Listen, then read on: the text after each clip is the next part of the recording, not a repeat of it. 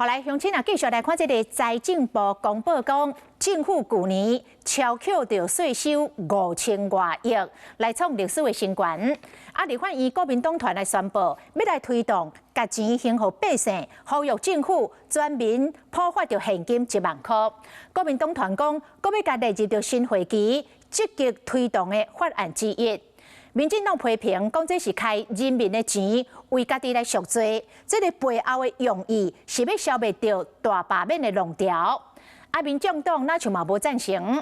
民众党的立委黄珊珊，伊讲应该先把这个钱摕来还政府的债务，让每人能普发现金1万元。想要巴结选民，呼吁全民拢发1万块刺激消费。国民党团主张讲，去年的税收加扣5000多亿。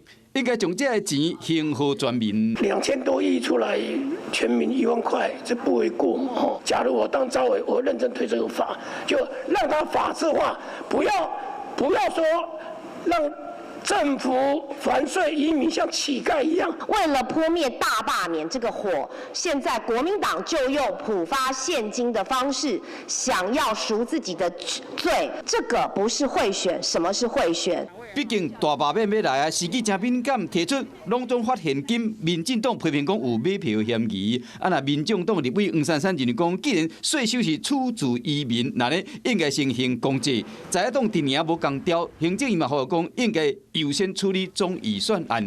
总统赖清德嘛希望讲，伫总预算送出去的进程，佮进行立院、行政院协商。